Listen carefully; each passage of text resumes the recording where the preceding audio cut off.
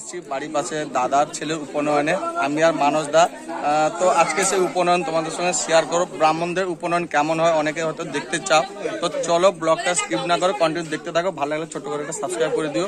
তো চলো, আজ চলে এলাম পাশের বাড়ির দাদার ছেলের উপনয়নে। এই উপনয়নকে আবার অনেকে বলে পয়তা বিয়ে। তো সবটাই তোমাদেরকে আজকে বলবো এবং দেখাবো উপনয়ন কেমন হয়, কিভাবে হয়, তো কতক্ষণ লাগে সময়, সব কিছুই বলবো। ব্লগটা স্কিপ করবে না, কন্টিনিউ দেখতে থাকো। খুবই একটা ইন্টারেস্টিং ব্লগ এটা।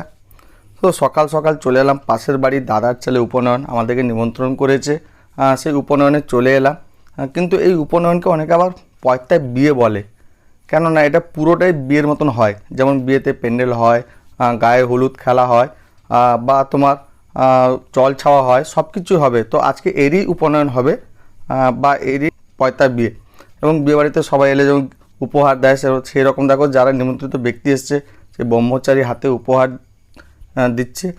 তো পুরোটাই বিয়ের মতন। এবং আগের দিন গায়ে হলুদ হবে, পরের দিন জল ছাওয়া, সব কিছুই সে বিয়ের মতন হবে। কিন্তু এখানে বিয়েতে পাত্রী থাকে, কিন্তু এখানে পাত্রী নেই, এখানে পয়তা থাকে। তাই এটাকে অনেকে পয়তা বিয়েও বলে, আবার উপনয়নও বলে। এখানে সব নিমন্ত্রিত ব্যক্তিরা আসবে, যেমন বিয়েবাড়িতে খাওয়া দাওয়া হয় সেরকম খাওয়া দাওয়া হবে।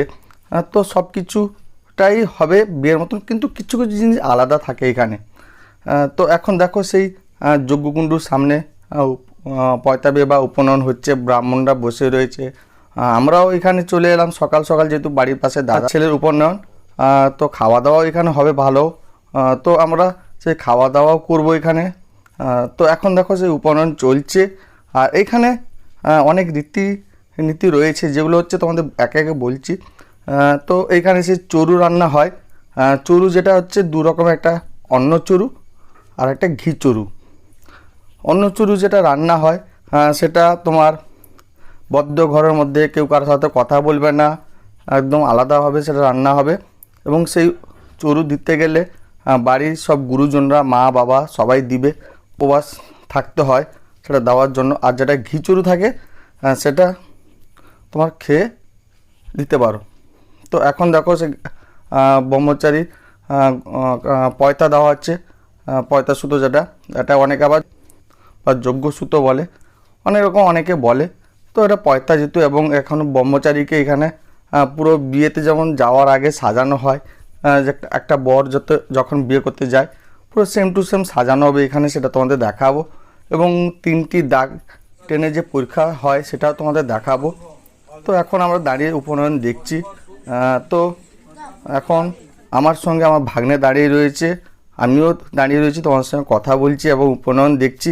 অনেক লোক এসছে এখানে, আমিও চলে এসেছি, আমার সাথে মানসদাও চলে এসছে। আর তোমাদের যে বলছিলাম অন্নচুরু, দেখো এখন অন্নচুরু রান্না করে নিয়ে চলে আসা হয়েছে। এবং এখানে দেখো তোমরা দেখতে পাচ্ছ যে গামছা ঢাকানো অবস্থা, এটা হচ্ছে গুরুমন্ত্র বলে। এখানে ব্রহ্মচারী আর সে পুরোহিত থাকবে, একটা উপরে গামছা ঢাকানো আছে দেখো।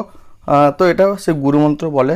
এখন সে যে বলছিলাম যজ্ঞকুণ্ডু কথাটা তোমাদেরকে, এই যজ্ঞকুণ্ডুতে 7 রকমের কাঠ লাগে, এবং আম কাঠ দিয়ে ঘি দিয়ে যজ্ঞ হচ্ছে। আর সে চরু দেখো এখানে প্রথমে দিবে মা অন্নচরু, তারপর বাবা, এবং একে একে বাড়ির যে সদস্যরা রয়েছে, জেঠু, কাকা, দাদা, ভাই, সবাই দিবে। আর আমরাও দিব আজকে চরু, যেহেতু আমরা অন্ন চরু দিব না, আমরা দিব ঘি চরু। তো এখন সবাই সেই বাড়ির গুরুজনরা দেখো চরু দিচ্ছে একে একে করে অন্ন চরু। এখন ব্রহ্মচারী দেখো খিদে পেয়ে গেছে, যেহেতু সকাল থেকে উপবাস রয়েছে, একদম টপ করে মেরে দিচ্ছে সে অন্ন চরু। আর আমি দুজন দাঁড়িয়েছি এখন উপনয়ন দেখছি, তোমাদের সঙ্গে শেয়ারও করব। ব্লগটা দেখো, স্কিপ করবে না, যেহেতু উপনয়নে ব্রাহ্মণদের কিভাবে উপনয়ন হয় সেটা তোমাদেরকে আজকে দেখাবো। আমরা ফটোগ্রাফার নই, আমরা এমনি জাস্ট মোবাইলে তুলছি, ব্লগ। বলো কি তুমি সত্যি বলছো? ব্লগ করছি, কিন্তু অনেকে আমাদেরকে ক্যামেরাম্যান ভেবে বসে আছে। আমরা অনেক কিছু খেয়েছি এখানে, ভালো মন্দ খেয়েছি। আচ্ছা, পুরো উপনয়নটা তোমাদের দেখাবো, কিন্তু খাওয়া দাওয়া পরোটা দেখায়নি, কিন্তু ভালো মন্দ দুজন খেয়েছি। মানুষটা খেয়েছো তো ভালো মন্দ? একদম পেট ভর্তি করে। পেট পুরে, এই দেখো পুরো পুরে নিয়েছে একদম। আমরা যেহেতু অন্ন চুরু দিতে পারবো না, আমরা বলতে আমি আর মানসদা, আমরা ঘি চুরু দিব, যেহেতু আমরা পেট পুরে খেয়ে নিয়েছি। এখানে খাওয়া দাওয়া তো বেশ ভালোই হয়েছে, সেটা তোমাদের দিইনি যেহেতু তখন আমার ক্যামেরায় ব্যাটারি ছিল না। অনেক লোক এসছে, দেখো প্রচুর লোক এখানে এসছে দেখার জন্য। মানসদা দাঁড়িয়ে রয়েছে, সবাই দেখছি। এখন যেহেতু বাড়ির সব গুরুজনরা অন্ন চুরু দিচ্ছে, এরপর আমরা দিব চরু, যেহেতু আমরা ঘি চরু দিব, যেহেতু খেয়ে নিয়েছি সেহেতু এখন সবাই দেখো সেই চরু দেওয়ার মুহূর্তটা তোমরা দেখতে পাচ্ছ। বাড়ির গুরুজনরা সব একে একে দিচ্ছে, আমরা এখন সেই দাঁড়িয়ে রয়েছি সেখানে। অনেক লোক এসছে দেখো, প্রচুর প্রচুর। তো আমরাও সেই উপনয়নে সামিল হয়েছি। 5 ঘন্টা মিনিমাম হয় উপনয়ন। আরম্ভ হয়েছিল প্রায় 11টার দিকে, এটা শেষ হতে প্রায় 5টা 5:30 বেজে যাবে। এই চরু দেওয়ার পর ব্রহ্মচারীকে বরের মতন সাজিয়ে হাতে ঘটি, কাঁধে ভিক্ষা ঝুলি নিয়ে ভিক্ষা করতে বেরিয়ে যাবে। এখন আমি চলে এসেছি চরু দিতে, যেহেতু আমি ঘি চরু দিব। তো আমাকে ব্রাহ্মণ ঠাকুর একটা কাঠের দণ্ড দিলেন, বললেন এটা তুমি ঘি নিয়ে 3বার ওই থালায় দাও। তখন আমি 3বার দিলাম সেখানে, যেহেতু ব্রহ্মচারী বলছে ভবতী ভিক্ষান, মেয়েদের ভিক্ষা চাইছে। তো আমি সেই থালায় ঘি চরু দিলাম, আর কিছু উপহার এনেছিলাম সেটা ব্রহ্মচারী হাতে দিলাম। তো এখন একে একে করে সেই ঘি চুরু দিচ্ছে, যেহেতু প্রথমে অন্ন চুরু দেওয়া হয়, তারপর ঘি চুরু। এখন মানসদা দিচ্ছে, দেখো সেই ঘি চুরু দিচ্ছে মানসদা। আমি একটা ফটোশ্যুট করে নিলাম, মানসদা তাকিয়েছিল এদিকে। মানসদা বললো একটা ফটোশ্যুট কর। তো ফটোশ্যুট করার পর মানসদা কিছু উপহার দিল। এখন আমার সে ভাগনা দিচ্ছে। আবার দেখো গুরুমন্ত্র দেওয়া হচ্ছে, যেহেতু এটা লাস্ট গুরুমন্ত্র বা কর্ণমন্ত্র অনেকে বলে। এরপর এখন সবাই দেখো পয়সা দিচ্ছে গলায়, গুরুজনরা সব মিলে। ব্রাহ্মণ ঠাকুরও মন্ত্রপাঠ করছেন, বাজনা বাজছে। এখানে এখন ব্রহ্মচারীকে সাজানো হবে। দেখো এই ব্রহ্মচারী বসছেন আমাদের, এই যা এখন এই যে সাজানো হচ্ছে, দেখো কেউ সাজানো হচ্ছে, দেখো বিয়ে করতে গেলে যেরকম মানুষকে সাজানো হয় পুরো সেই টাইপে সাজানো হবে। তো চোখে কাজল, মাথায় কুমকুম আরো দিয়ে পরে সাজে পুরো টোপর পরে মালা দিয়ে বেরিয়ে যাবে। আর একটু পরে সেটা তোমাদের দেখাবো। এখন ব্রহ্মচারীকে পুরো বরের মতন সাজানো হবে, মাথায় কুমকুম, গলায় রজনীগন্ধা মালা, মাথায় মুকুট, টোপর, পায়ে আলতা এবং ময়ূরপঙ্খী ধুতি পুরো সাজিয়ে, হাতে ঘটি এবং কাঁধে ভিক্ষা ঝুলি নিয়ে তাকে ভিক্ষা করতে যাবে। অর্থাৎ সেখানে 3টি দাগ টানা থাকবে, সে পরীক্ষা হবে ব্রহ্মচারী যে পাস করছে কিনা। তো এখন সেই ব্রহ্মচারীকে সাজানো হচ্ছে, দেখো পায়ে আলতা দেওয়া হচ্ছে, গলায় মালা, মাথায় টোপর পুরো একদম সাজিয়ে দেওয়া হয়েছে। এখন সেই মুহূর্তে তোমরা দেখতে পাচ্ছ ব্রহ্মচারী বেরিয়ে যাচ্ছে, সঙ্গে মামা রয়েছে, কিন্তু মামার সঙ্গে যাবে। পুরো পরে সাজে এবং ব্রহ্মচারীর সাজে একদম বেরিয়ে পড়েছে। দেখো মাথায় টোপর ফোপর লাগিয়ে একদম দেখো, এই যে ব্রহ্মচারী দেখো।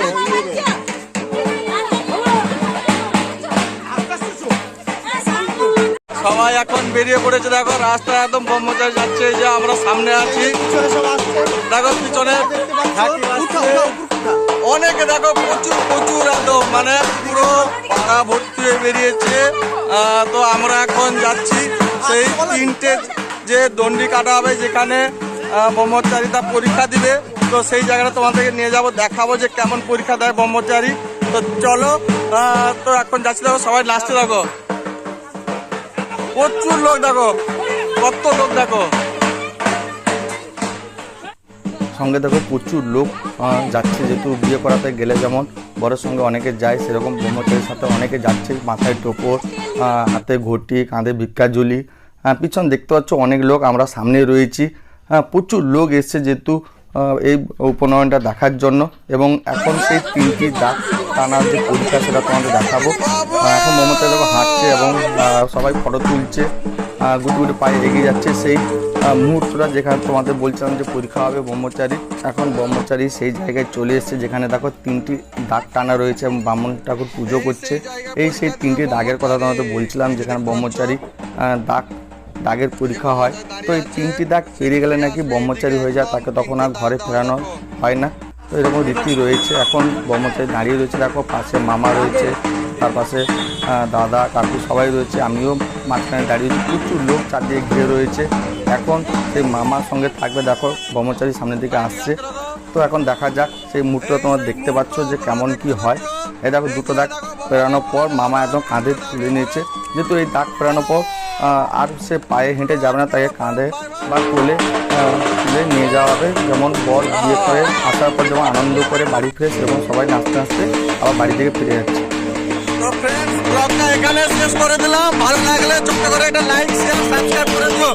তো আজকে উপন্যাসটা তোমাদের কেমন লাগলো অবশ্যই কমেন্টে বলো। তো চলো, বাই বাই, টাটা।